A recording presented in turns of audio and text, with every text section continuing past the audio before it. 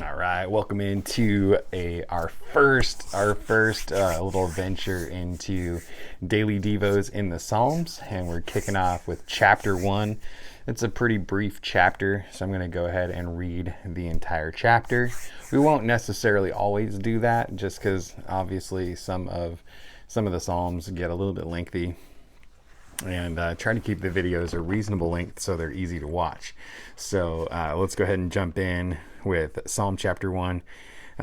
Blessed is the man who walks not in the counsel of the wicked, nor stands in the way of sinners, nor sits in the seat of the scoffers. But his delight is in the law of the Lord, and on his law he meditates day and night. He's like a tree planted by streams of water that yields its fruit in its season, and its leaf does not wither. In all that he does, he prospers. The wicked are not so, but are like chaff that the wind drives away. Therefore the wicked will not stand in the judgment, nor sinners in the congregation of the righteous. For the Lord knows the way of the righteous, but the way of the wicked will perish. So, good stuff in here. Obviously, giving us some good guidance between the righteous and the wicked, that some of the differences and some of the habits that you can adopt that can help you be more righteous and less wicked. And those are good things, obviously, based on the descriptions. So it says not to walk in the counsel of the wicked, nor to stand in the way of sinners, or sit in the seat of scoffers. And I think a couple of things. One, is good to recognize, who are you surrounding yourself with? What kind of company are you keeping? In other parts of the Bible, it says things like bad company corrupts good character.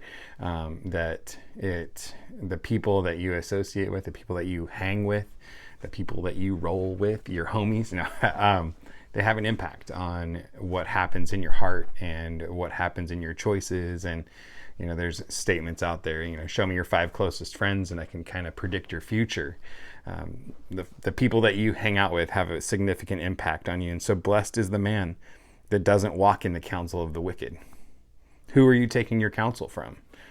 And so great things for us to consider there. Verse 2, definitely, but his delight is in the law of the Lord. And I kind of wanted to hone in on this whole concept of delighting in the law of the Lord. And it got me thinking just about the topic of appetites. If you're in a season of your life where you can't get enough of Burger King and their Whopper, and so you eat Whoppers all the time, well, guess what you will hunger for? You will actually hunger and crave Whoppers, because you're kind of training your taste buds, you're training yourself to desire a certain type of flavor profile. Some would even say that they design it to have just the right kind of flavor delivery to your mouth to trigger dopamine receptors and all that kinds of stuff to kind of habit form you. And so this whole thing about delighting in the law of the Lord, hey, it's January 1st. We're all talking about maybe New Year's resolutions or wanting to develop new habits. And really a lot of our life is determined by the habits that we develop. And so the righteous man, his delight is in the law of the Lord. And that delight doesn't just happen overnight. It doesn't just boom. It's not like some people have the delight and some people don't. There's actually a way that we can build into it.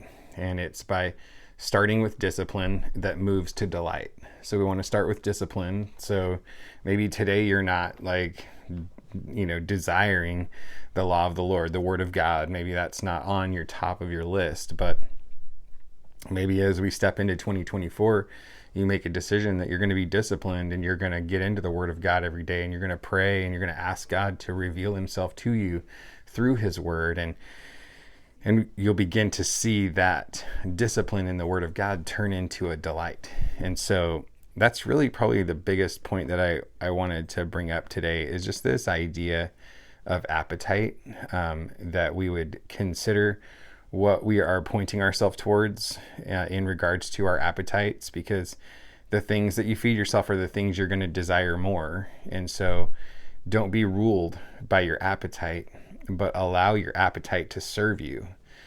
Know that these habit forming characteristics in our lives can be like prisons, or they can be propellers. So if we take heed to how our habit processes work, we can develop really positive habits that will end up carrying us towards the destiny God has called us to.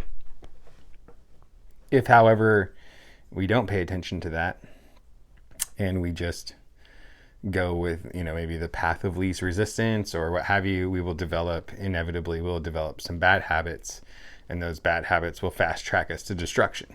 So something I want us to be thinking about today is, like, what am I doing in regards to my appetites? And do I delight in the law of the Lord? So, and then lastly, I'll just say two really brief thoughts. Verse 3, he's like a tree planted by streams of water that yields its fruit in its season. And I think it's important to recognize the seasonality of life. Sometimes we go through different seasons that have different demands on us, and we don't feel as fruitful as we think we should be.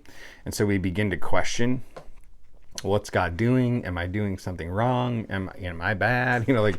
We start asking ourselves a lot of different kinds of questions because we're not being as fruitful in that season as we would hope to be. But I think it's important to recognize sometimes a tree is bearing fruit, and sometimes the tree is growing leaves that help set itself up for fruit, because growing the leaves creates the receptors for the sunlight and the whole chlorophyll process to feed the tree by the power of the sunlight.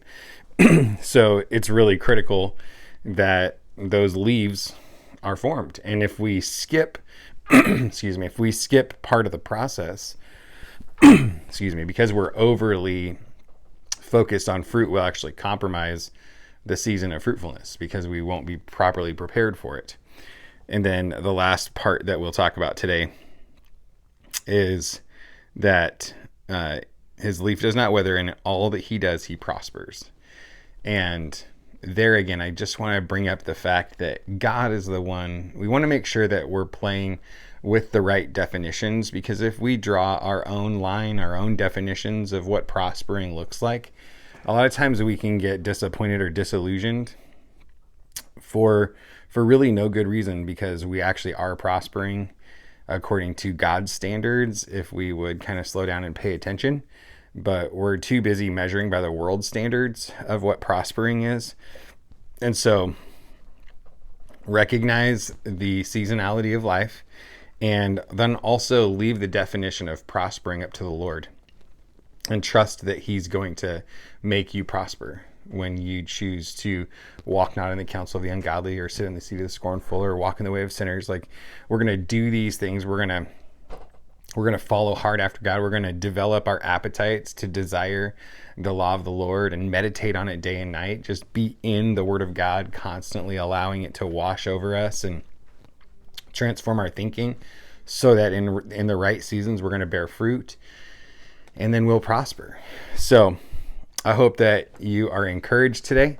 God bless you tons and tons. May the Lord bless you and keep you, and make his face to shine upon you, be gracious to you, and give you peace. And Happy New Year.